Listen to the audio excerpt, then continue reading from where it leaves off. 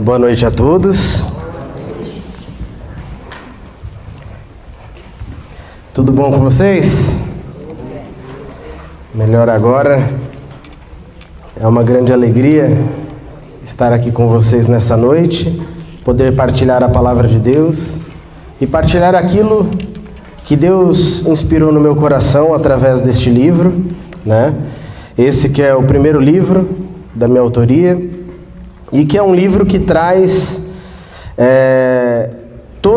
toda a experiência que eu vivi, né? Em Deus, desde o ventre da minha mãe, desde quando Deus me trouxe ao mundo até os dias de hoje. O Senhor, nesta noite, Ele vem trazer esse abraço a cada um de nós. Todos nós aqui já passamos por momentos em que nos sentimos sozinhos, nos sentimos tristes, nos sentimos chateados, né? E às vezes um abraço parece ser capaz de mudar tudo. Alguém olhar para você e falar: eu estou com você. Você não está sozinho. Pode contar comigo. Esse abraço é capaz de mudar o nosso dia, de mudar aquela situação da nossa vida. E o que não seria então receber um abraço do próprio Deus? Um abraço que é capaz de mudar muito mais do que um dia, mais uma vida. E é justamente isso que, mais do que esse livro trata, é isso que Deus fez na minha vida. E é por aí que eu começo. Eu começo falando justamente da minha vida, para nela contar aquilo que o Senhor fez. Para quem não me conhece, tem algumas pessoas aqui que eu não conheço. O meu nome é Bruno, eu tenho 27 anos, eu sou membro consagrado da Comunidade Católica Sagrada Família, sou casado com a Regina, sou o pai do Miguel. E há 11 anos atrás, comecei uma experiência que gerou frutos, mas muito mais do que essa experiência há 11 anos, eu preciso falar dessa experiência que começou há 27 anos. Então eu convido a você que está com a palavra de Deus a abrir em Jeremias, capítulo 1, versículo 5. Quem não tiver com a palavra não tem problema, eu vou ler, tá? E é apenas um versículo. A palavra de Deus diz: antes que no seio fostes formado, eu já te conhecia. Antes do teu nascimento, eu já te havia consagrado e te havia designado profeta das nações. Vou repetir. Antes que no seio foste formado, eu já te conhecia. Antes do teu nascimento, eu já havia te consagrado e te havia designado profeta das nações. Deus é aquele que é o autor da vida. Nós, seres humanos, nós somos instrumentos nas mãos de Deus, inclusive nisso. O Miguel acabou de chegar na nossa vida, é um grande presente, nosso filho. Mas antes de ser nosso filho, ele é filho de Deus. Porque mesmo que nós quiséssemos ter um filho, não basta querer, não basta apenas um ato sexual e ali eu tenho uma vida, e é simples assim. E os planos de Deus vão muito além dos nossos. Eu mesmo nasci no ano de 1990 e quando eu nasci, os meus pais tinham 19 anos. Eu não nasci numa família que já tinha casado, que já tinha uma estrutura, não tinha sido planejado, mas isso não quer dizer que não fosse da vontade de Deus. E prova disso é tudo aquilo que Deus realizou na minha vida e na vida da minha família. Se hoje perguntar para minha família, que hoje está aqui, e é uma grande alegria tê-los aqui também. Provavelmente há 27 anos, quando chegou a notícia de que eu viria ao mundo, a surpresa foi grande. Não era algo que se esperava. Porém, eu também tenho plena certeza que depois daquilo que Deus fez, hoje já não é mais possível pensar se isso não tivesse acontecido. E esse é o plano de Deus. Antes mesmo de você ter nascido, antes mesmo de você ter sido gerado no seio. Então não é nem nascido, é gerado. Então antes mesmo da minha mãe ter engravidado de mim, o Senhor já tinha me escolhido. E aí a minha vida continua sendo reflexo daquilo que a palavra de Deus vem nos falar. Isaías 49, 15. Não precisa abrir não, gente. Quem tiver fácil aí pode abrir, mas que são versículos pequenos. Nasci. Vimos em Jeremias. E aí o que Isaías 49, 15 diz? Pode uma mulher esquecer-se daquele que amamenta? Não ter ternura pelo fruto do seu ventre, das suas entranhas? Ainda que ela se esquecesse, eu não te esqueceria nunca. Deus tem um amor por nós tão grande, que por mais limitados que nós sejamos, o amor dele é sempre maior.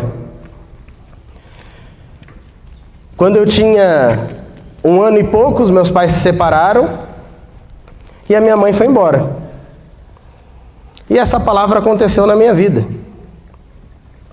exatamente como diz aqui. E nela eu pude experimentar que o amor que Deus tem por mim é muito maior do que o amor que qualquer ser humano pode ter. Porque até mesmo a minha mãe, quando a gente fala de amor de mãe, a gente ouve que é aquele amor que mais se assemelha ao amor de Deus, né? E justamente foi esse amor que eu não tive da minha mãe. E aí? Como pode? Uma mãe? Mas o que Deus vem dizer é que ainda que a mãe se esqueça do seu filho, eu não me esquecerei de ti nunca. E essa palavra foi real. E eu não nasci numa família religiosa. Eu não cresci num lar em que se vivia a fé de uma forma ativa, praticante, nada disso.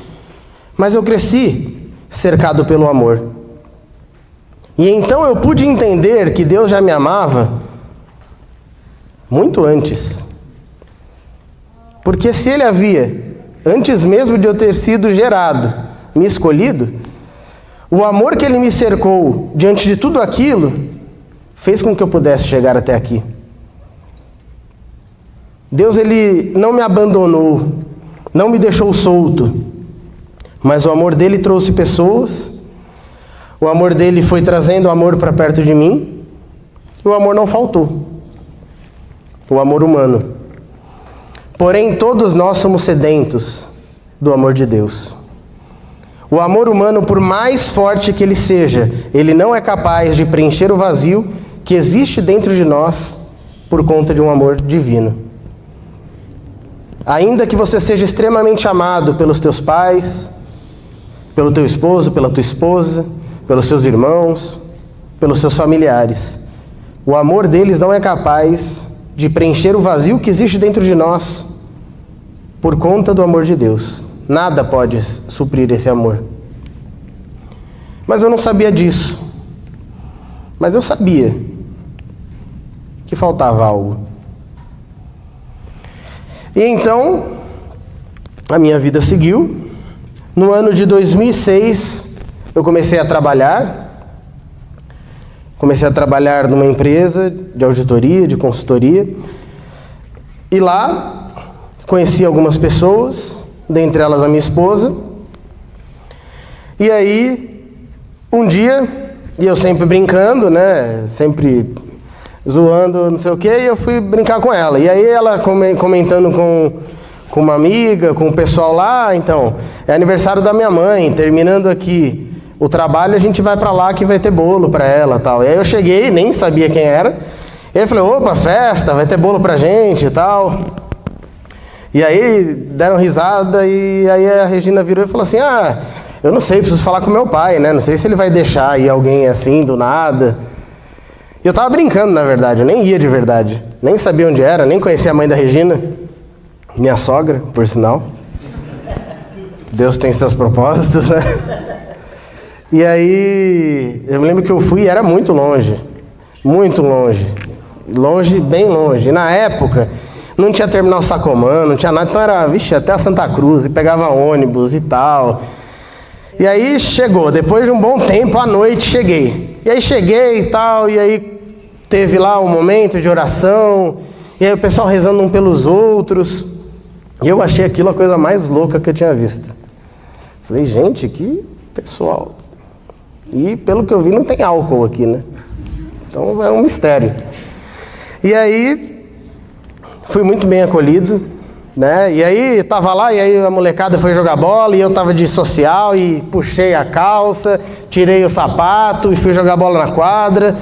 E aí já fiz amizade com o pessoal, eles falaram, no final de semana tem futebol, aí vem, você traz chuteira, e aí você participa com a gente. E aí eu falei, tá bom, e voltei, né? Só que quando eu voltei, antes do futebol, tinha um grupo de jovens, né? E aí eu fui... Pegadinha. Aí participei do grupo e tal. Aí terminou o grupo e o coordenador do grupo era o Mauro, né? Aí o Mauro tava lá, aí ele veio, né? Seja bem-vindo, tal. E aí já querendo conversar, puxar assunto e tal, de onde você veio, tal. Eu falei, que cara mais intrometido. O cara nem me conhece, nunca me viu e vem todo, né, não sei o que, me fala de sua vida. E aí, beleza, partilhamos lá e tal, e aí fui embora, né. Só que aí, depois, eu não ia mais voltar, né. Tipo, longe pra caramba, tem quadra perto de casa, né, não tô tão carente de futebol assim, dá pra jogar lá. Eu sou de São Mateus, né, pertinho, Zona Leste, logo ali. E aí, beleza, era isso, né? Final da história. Só que aí um amigo meu ficou de olho numa menina aqui. E o cara era de Itaquera, também, morava pertinho. E aí na semana seguinte ele virou pra mim e falou, pô, Brunão, vou ter que ir até lá, sozinho, mau rolê, tal. Eu falei, vai, sozinho. Ele falou, vamos comigo? Eu falei, não, longe pra caramba, mau rolê e tal. Mas vai ter futebol. Eu falei, tá bom, mas tem futebol perto de casa. Tá bom, fui. Teve o grupo de novo, choveu e não teve futebol. Aí foi um negocinho, né? E ainda, terminou o grupo, veio uma hora falar comigo de novo. Eu falei, esse cara tá me perseguindo, não é possível. E aí, como é que você tá? Eu tô igual semana passada. Não mudou nada na minha vida. E aí, nessa conversa, a gente começou a conversar, e aí ele comentou sobre Padre Pio, né? Ele começou a falar sobre o santo, só acreditava em milagre e tal, não sei o quê. E ele estava com um livro lá, e ele me emprestou o livro. E aí eu peguei o livro, esse eu devolvi, né? Só pra você devolver o livro. É que a gente tem algumas histórias aí de empréstimo de livro. Mas eu achei o último, depois de 3 anos de empréstimo, estava na casa da minha avó. Aí minha avó confirmando que estava lá, mas... E eu falei que tinha outra pessoa pego, né? Eu falei, não, acho que Eduardo pegou, eu não estava lembrado mais. E aí peguei aquele livro, comecei a ler e achei a maior loucura piorada, né? Porque aí Padre Pio, ele não é um santo muito convencional, digamos assim, né? E os milagres dele eram uma coisa muito louca. E aí eu comecei a ler aquele negócio, falei, gente, é o Chuck Norris, né? O cara faz tudo, e põe a mão, e os caras curam, e levanta os mortos. E aí eu achei aquilo muito louco, terminei de ler, devolvi para ele o livro, e aí ele virou para mim e falou assim, mas também nem todo mundo precisa viver milagres extraordinários, assim. A santidade pode ser nas pequenas coisas. Ó, tô com outro livro aqui. Eu falei, o cara é uma biblioteca ambulante, né? Ele anda aqui, o meu cartão, era o livro dele. Aí ele me emprestou o livro de Dom Bosco. Aí eu peguei o livro de Dom Bosco, aí comecei a ler Dom Bosco. E nisso, já estava uns 2, 3 meses nessa história. E vai, e volta, devolve livro, participa do grupo, futebol, aí choveu, não tinha futebol. E assim foi. Terminou o ano de 2006, começou o ano de 2007, e eu passei o ano de 2007 indo na comunidade. Porém, eu achei aquilo tudo muito bonito. Mas eu não conseguia entender como aquelas pessoas viviam aquelas coisas. Porque para mim eu chegava, aí tinha oração, aí o pessoal repetia palavras, e aí era aquilo, e aí era um negócio meio autoajuda, e aí as pessoas se abraçavam, choravam, e aí contavam as tristezas delas. Eu não conseguia ver ali algo que fosse tipo Padre Pio, ou Dom Bosco, mesmo que não seja extraordinário, mas você via na vida de um cara que doou 70 anos da vida dele para a evangelização dos jovens, um cara que tirou não sei quantos milhares de pessoas de rua e colocou para morar dentro da igreja. Tinha algo ali extraordinário, algo que movia aqueles homens. Eu falei, não tem nada disso que me move. Eu venho aqui, acho legal, o pessoal é gente boa, a acolhida é ótima, eles me tratam bem, tem futebol, tem tal, os amigos, mas eu não consegui enxergar esse Deus que eles tanto falavam. Por que que um cara, ele é uma pessoa normal, aí ele pega e vira padre, e aí não vai casar, não vai ter filhos, vai ser mandado lá para Manaus para celebrar nas ocas? Por que alguém faz um negócio desse? É louco? Isso não fazia sentido para mim. Porque eu não entendia, não sentia aquele Deus. Deus para mim era Deus, o Criador, Deus te abençoe, né? Aquela coisa tradicional. Mas esse Deus que faz alguém largar tudo e ir evangelizar, sair daqui para uma cidade que nunca conheceu e começar a falar para as pessoas, achava aquilo uma loucura. Até que chegou um momento em que surge o tema desse livro. O abraço que salvou minha vida. Como que um abraço pode salvar uma vida? Imagina, a pessoa tomou um tiro lá, só calma, vai dar tudo certo. Abraça, a pessoa está curada. Não dá, né? Pois bem. Mas foi isso que aconteceu comigo. Porque salvar a vida, a gente pensa o salvar como alguém morrendo. Eu não estava morrendo, viu, gente? Estava saudável, graças a Deus, está tudo bem. Só que existe a nossa vida física e existe a nossa vida espiritual. E é essa outra vida que foi salva, que também salva a vida física. É um ciclo. E aí eu cheguei num retiro em Campinas, que não era um retiro para jovens, era um retiro das novas comunidades, era um retiro todo formativo. Eu fui porque falaram que era retiro, eu fui. Cheguei lá em Campinas, não conhecia nada de nada das comunidades. Ah, agora quem vai pregar é Monsenhor Jonas. Poxa, bacana. Ah, agora quem vai pregar não sei quem. Ah, à noite tem show, viu? Adoração em vida. Não conhecia nada. E aí chegou a noite daquele retiro, teve um show do Adoração em Vida. E aí, no meio do show, o vocalista, né, do ministério começou a dar um testemunho da vida dele e de como a vida dele foi transformada pelo amor de Deus. Ele que vivia uma vida de prostituição, ele que vivia tudo que vocês possam imaginar e que foi tocado por aquele amor. E ele falou que o abraço que ele recebeu de Deus o inspirou aquela canção. E que ele queria que aquelas pessoas que estavam ali também pudessem ter essa experiência. Eu falei, opa, é minha chance, né? Se isso daí existe mesmo, se Padre Pio não é um cara muito louco e realmente Deus falou com ele, o cara tá falando que pode ser que eu seja abraçado por Deus, assim. E aí ele deu o testemunho dele, e aí ele foi cantar uma canção. E a partir de agora, nessa pregação, eu convido a vocês a irem comigo num itinerário, num caminho. Nós vamos caminhar através do que diz essa canção e através do que diz a palavra que inspirou essa música.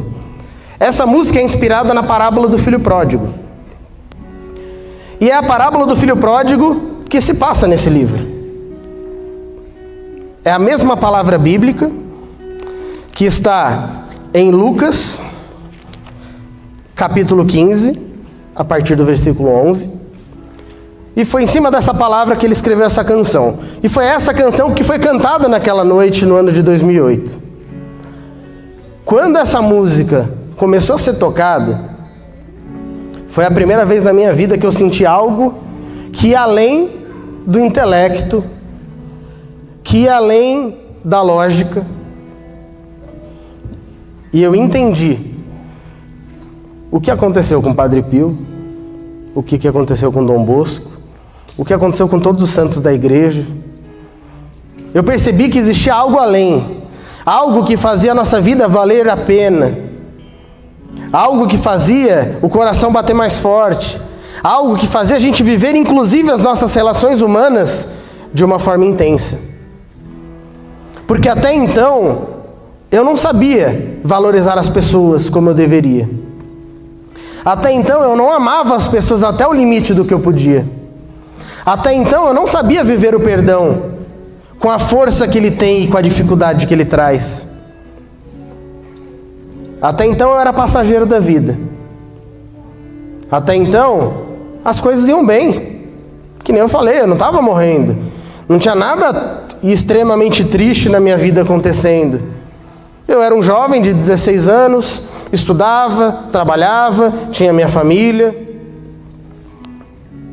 Não tinha nada. Não estava nas drogas, não estava roubando. E então, por que eu não podia continuar nessa vida normal? Só que naquele dia, eu entendi que existe algo muito maior para a gente do que acordar, sair, trabalhar, voltar para casa, dormir, trabalhar, acordar, voltar para casa, aí no domingo encontrar a família, almoçar e fazer as coisas num cotidiano apenas. Eu percebi que a nossa vida precisava ser muito mais intensa, que não interessa o tempo que a gente tem com os nossos, mas que eles precisam ser vividos de verdade. E aí, como a gente está no itinerário juntos, eu te convido a fechar o seu olho agora. E nesse momento, você está comigo no ano de 2008, lá em Campinas. E eu fechei o olho com você. E aí começou a tocar essa canção. E uma canção que falava sobre uma parábola de um filho que pediu ao pai a sua parte da herança, foi para o mundo, gastou tudo da pior maneira. E quando decidiu voltar para a casa do seu pai, foi acolhido com um abraço amoroso de um pai que não o julgou por ter errado, de um pai que soube perdoá-lo. E foi essa experiência que eu vivi naquela noite. De um Deus que desde o ventre da minha mãe me conhecia. De um Deus que sempre me esperou de braços abertos. De um Deus que sempre cuidou de mim, mesmo que eu não soubesse. Só que naquela noite eu o descobri. Ele sempre esteve comigo, mas eu não sabia. Eu não vivia aquela experiência. E agora eu te convido a mergulhar nessa canção.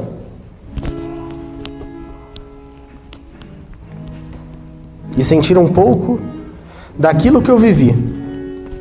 Desse abraço que salvou a minha vida e que a partir de então foi comigo salvar muitas outras.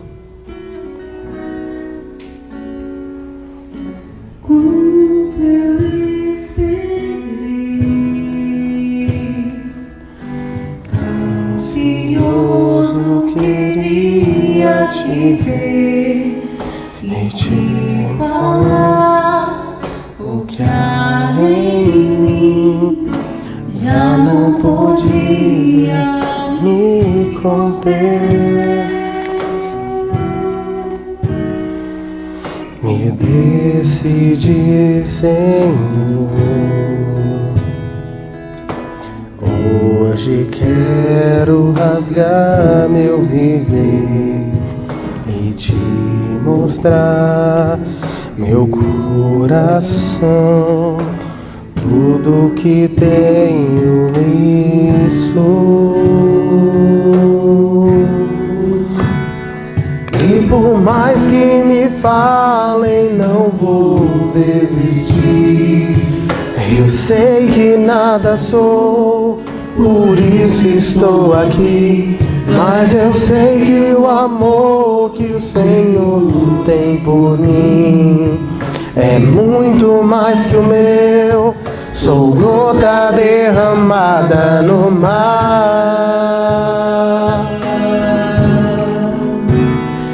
Quanto tempo também o Senhor me esperou.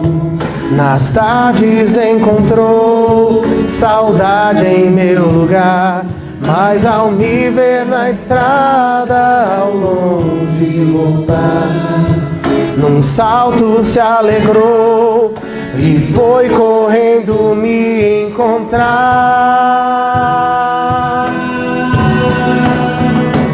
E não me perguntou nem por onde eu andei, dos bens que eu gastei, mas nada me restou. Mas olhando em meus olhos, somente me amou. E ao me beijar,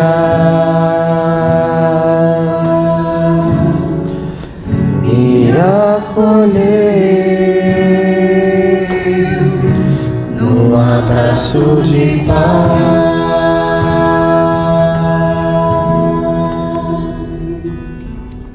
E Lucas 15:11 diz: Disse também Jesus: Um homem tinha 2 filhos.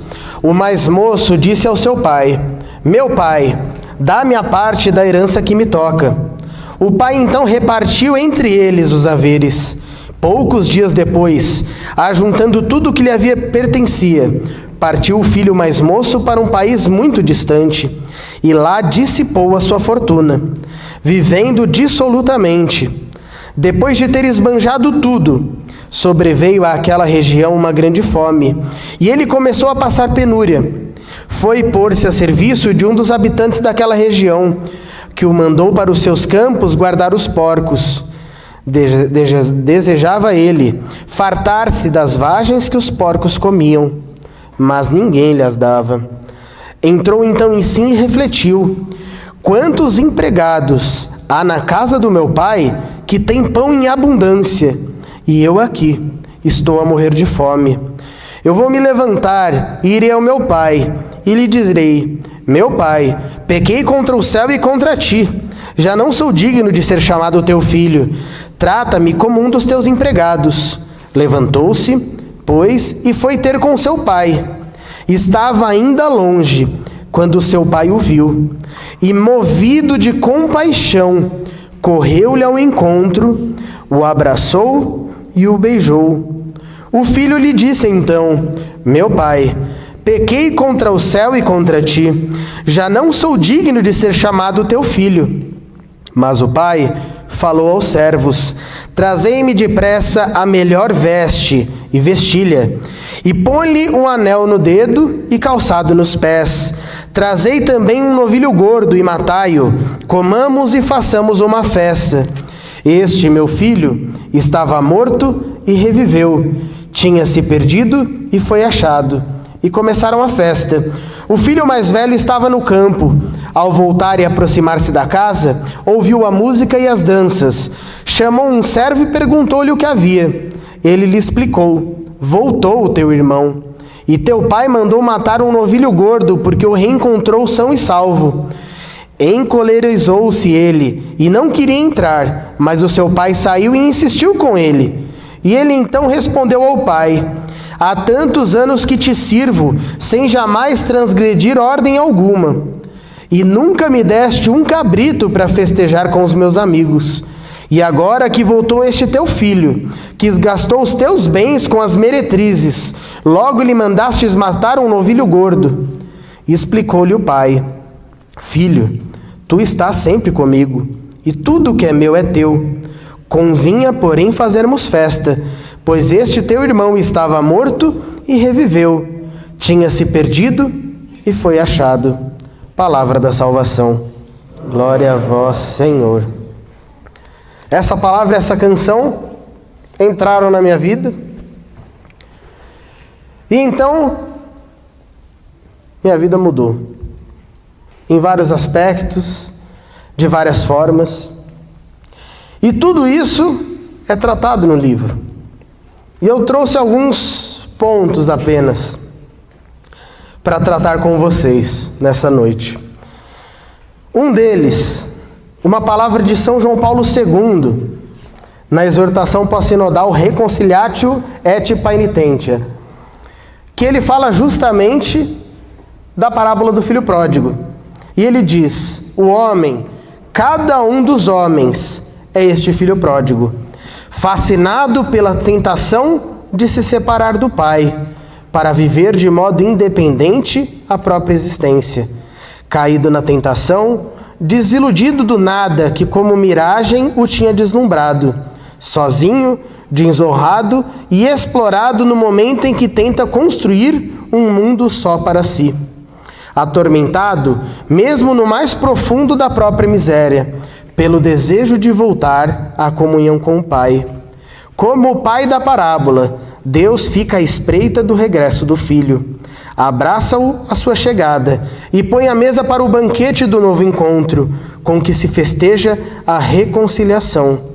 O que nesta parábola sobressai mais é o acolhimento festivo e amoroso do pai ao filho que regressa, imagem da misericórdia de Deus, sempre pronto a perdoar. O perdão de Deus é para todos nós. Quando nós olhamos o filho pródigo, nós imaginamos que para nós nos encaixarmos na pessoa do filho pródigo, nós precisamos fazer coisas extraordinárias e más para nos afastarmos da vontade de Deus.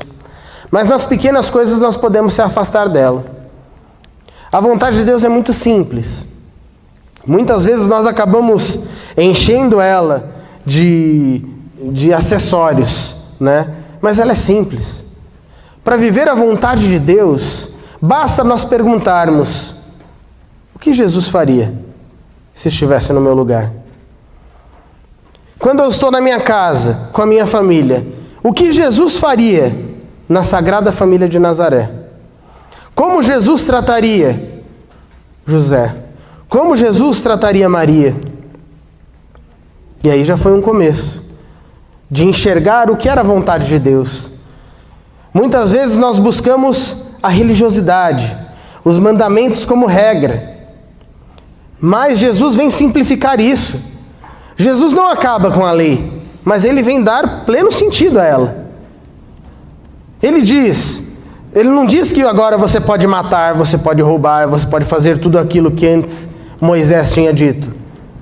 Mas, se nós amarmos a Deus acima de tudo e ao próximo como a nós mesmos, como nós deixaremos de viver os 10 mandamentos? Qualquer deslize nos 10 mandamentos, estaremos fora do amor. E é a partir dessa experiência que os passos começaram. E essa misericórdia de Deus, que é tratada aqui, é uma misericórdia que não se cansa.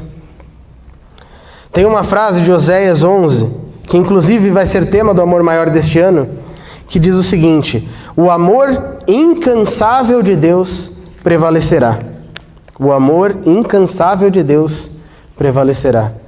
Não importa o quanto nós erremos, caiamos no caminho, o amor dele sempre será maior do que a nossa ingratidão. O amor dele sempre será maior do que as nossas limitações. E foi neste caminho que eu comecei a caminhar.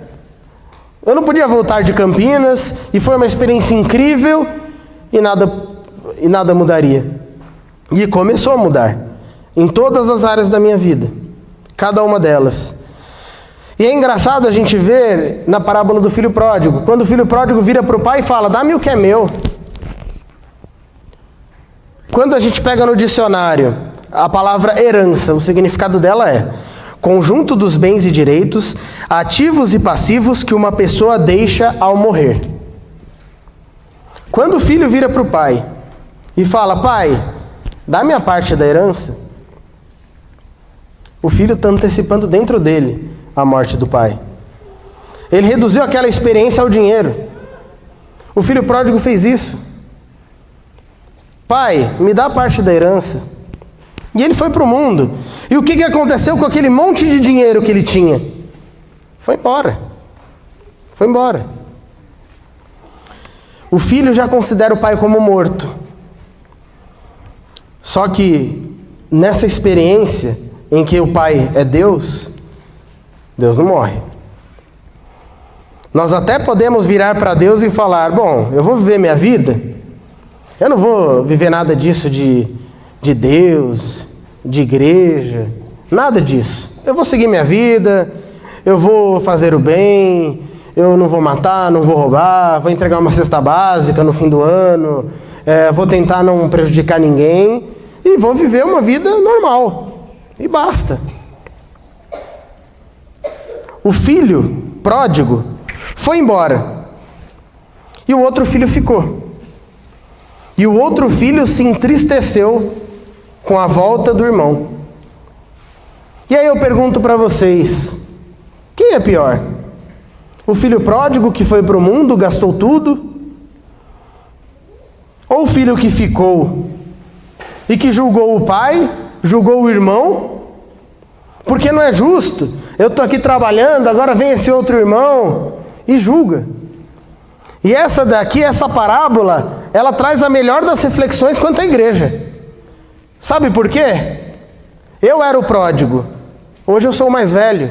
Como eu trato aquele que chega? Eu vou ficar no alto da minha experiência, da minha espiritualidade, eu sou um consagrado, eu sou um pregador, eu sou um escritor e bababá. E aquela pessoa está passando por mim e precisa de Deus, e precisa de um abraço, e precisa de uma conversa. Ah, faz o seguinte, me manda um e-mail, quando eu tiver tempo eu te atendo. Rapidamente o filho pródigo se torna o irmão mais velho. E não tem pior, porque nenhum deles viveu de verdade a vontade de Deus. O filho mais velho não entendeu que ao estar em Deus, o que era do pai também era dele. E ele caiu no orgulho. E como nós vemos, esse filho pródigo, quando ele foi para o mundo, ele foi enganado.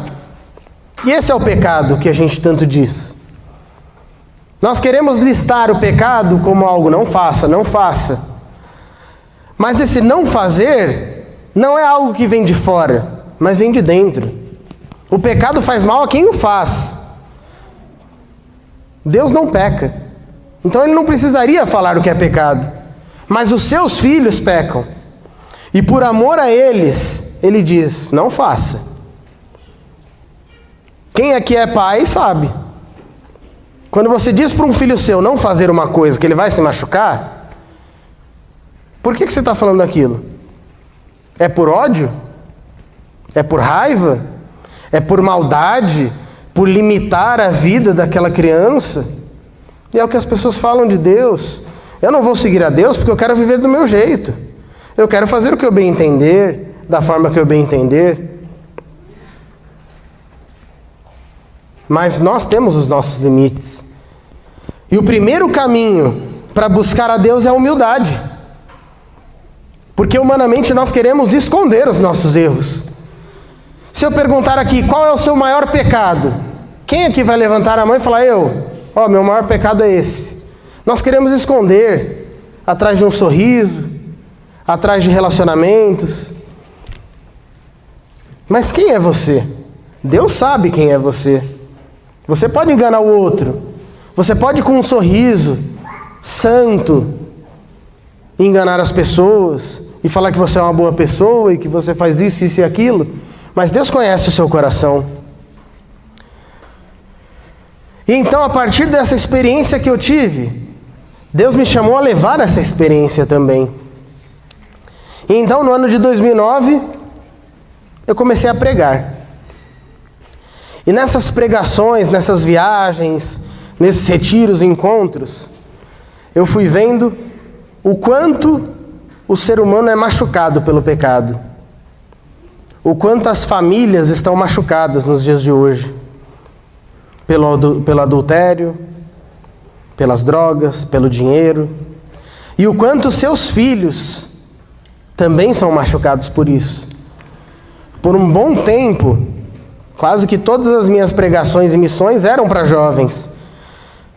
E nós fazemos momentos de família em que nós colocamos um homem e uma mulher na frente e nós convidamos aqueles jovens a virem à frente e abraçar aquele homem como se fosse o seu pai e aquela mulher como se fosse sua mãe e falar a eles aquilo que sentisse no coração e que a partir dali tivesse um momento de perdão real e que depois ele tivesse a coragem de fato ir abraçar o seu pai de verdade.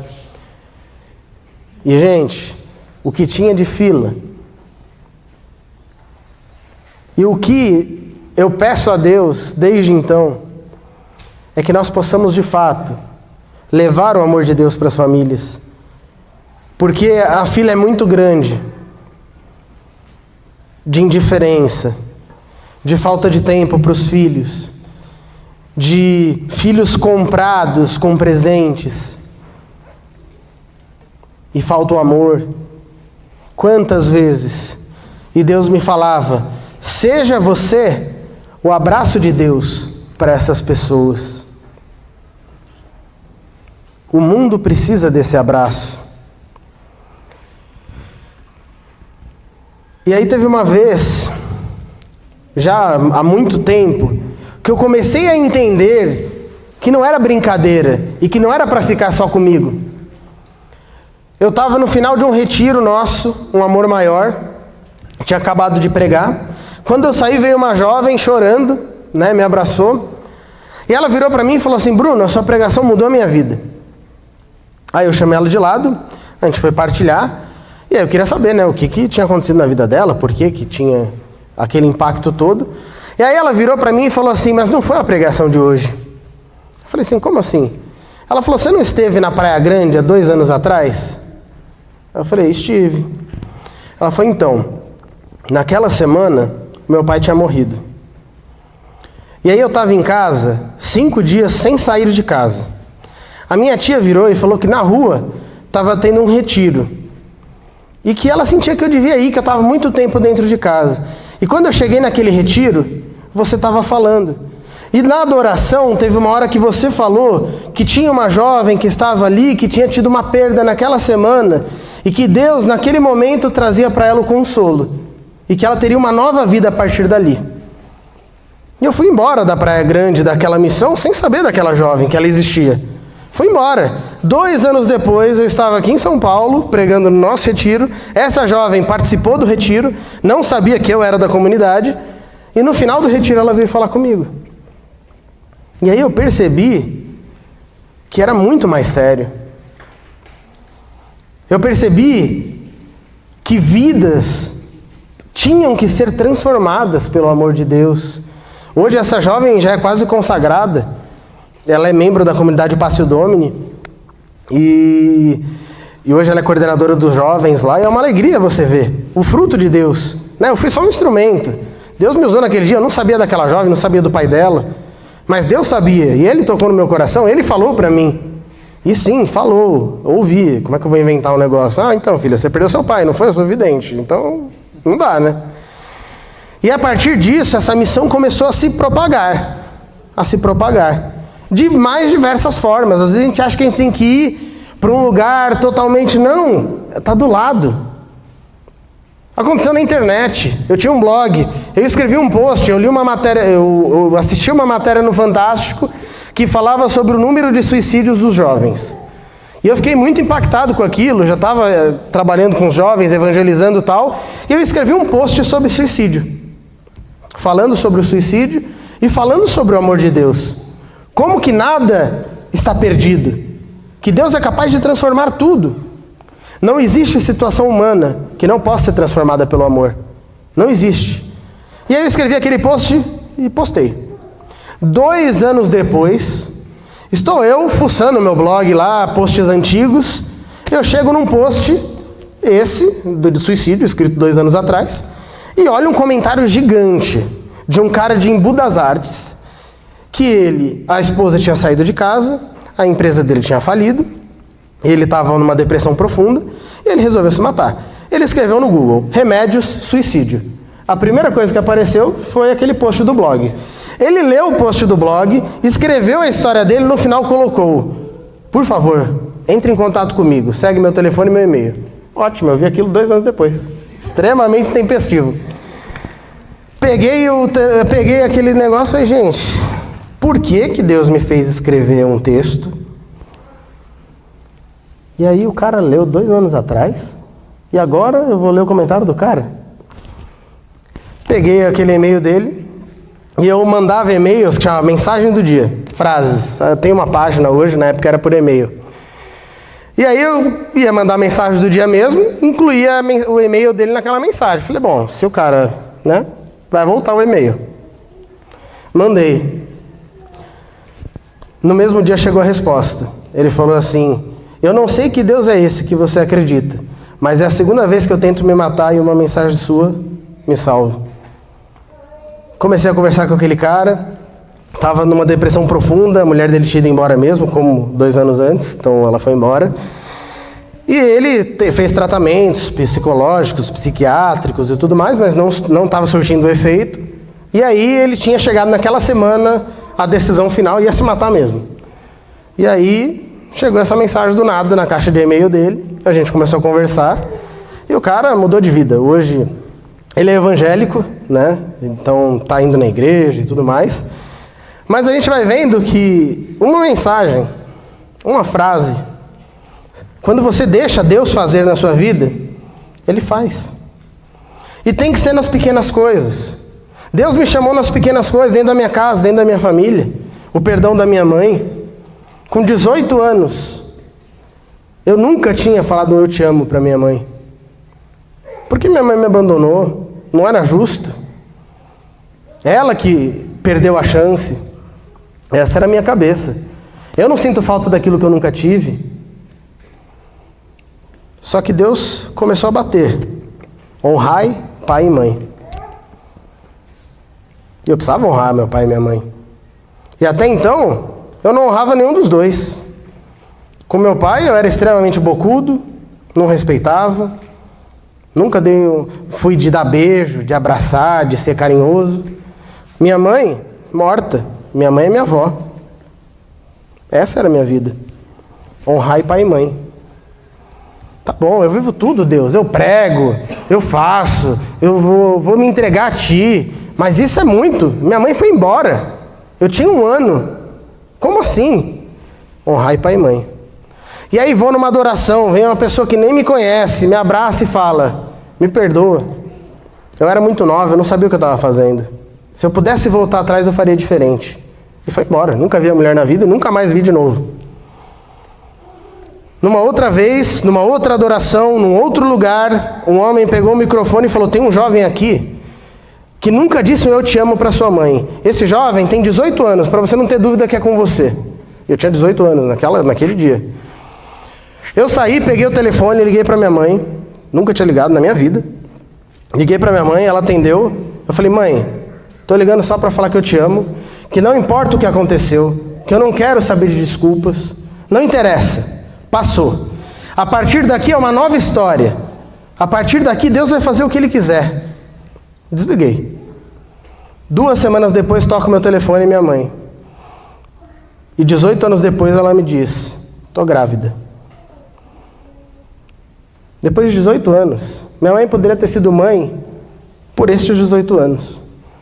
Será que o perdão tem força? Ou será que é coincidência? Olha que curioso.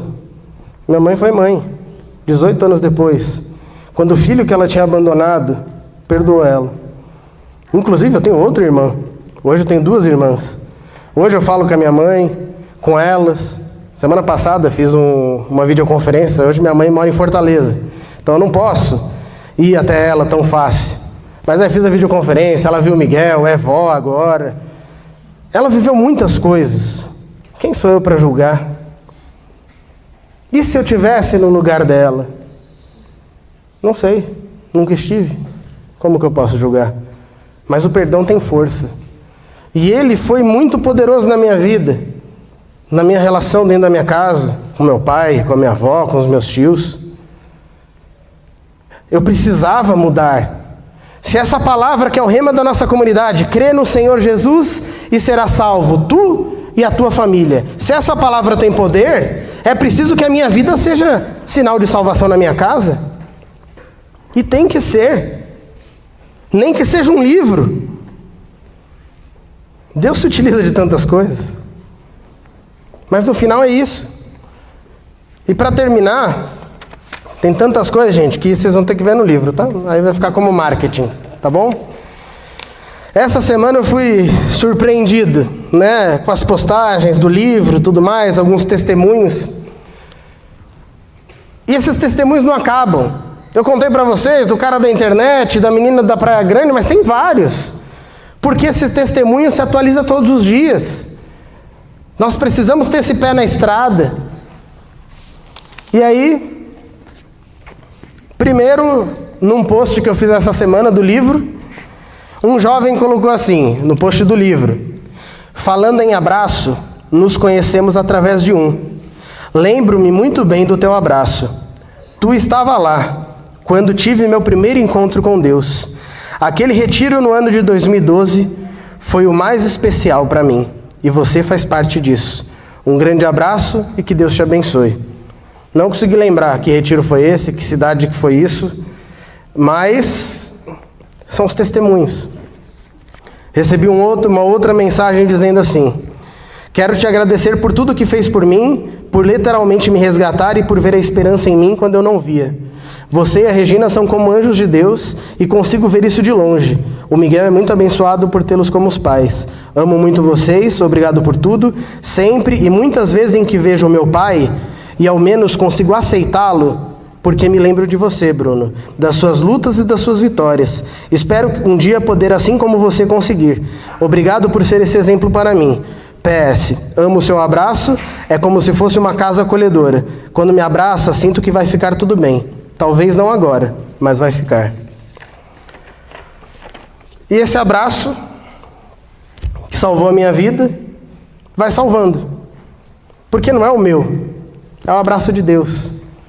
É o abraço que um dia me resgatou. É o abraço que a cada dia vai resgatando. O nosso testemunho precisa ser este sinal de salvação, este sinal de amor, este sinal de misericórdia para o mundo. Cada um de nós é esse instrumento de Deus. Cada um de nós pode ser esse abraço para aquela pessoa que está do lado, para aquela pessoa do trabalho, para aquela pessoa que mora do lado, mora na sua rua. Não interessa onde você esteja, você pode ser esse sinal de Deus. É preciso que esse livro chegue ao máximo de mãos possíveis. Por quê? Porque o abraço de Deus precisa alcançá-los.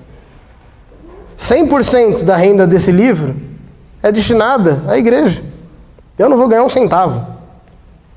Aqui eu estou partilhando a minha vida. E é preciso que isso leve mais pessoas a serem salvas.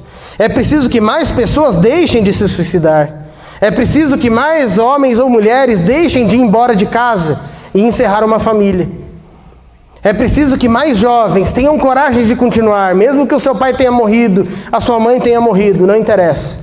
É preciso que essas vidas sejam tocadas por Deus. E é preciso que esse Deus que virá até nós, também por meio da Eucaristia, seja o centro. Que nós possamos nessa noite, ainda neste final de grupo, depois, nesse momento fraterno que teremos, dos livros, do jantar, que nós possamos de fato refletir. O que Deus nos chama? Como tem sido a minha vida? O quanto a minha vida tem impactado a vida das pessoas? Hoje eu ouvi o Monsenhor Jonas Abib falando no PHN da Canção Nova. Ele falava: por hoje não vou mais pecar, é ótimo. Mas essa é a parte negativa. Não vou mais. É preciso ser santo. Não basta não pecar. Porque não pecar, você ainda está numa situação, tá bom, parei de pecar, e agora? Ele falou: agora é preciso do positivo. Ótimo, parei de pecar. Mas é preciso ser santo.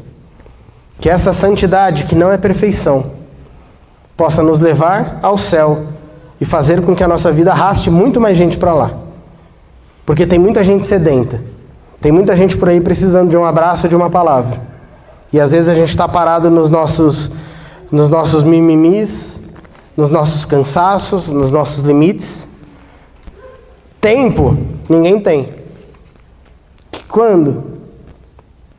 Quantas vezes me perguntaram, que hora você escreveu esse livro? É um mistério.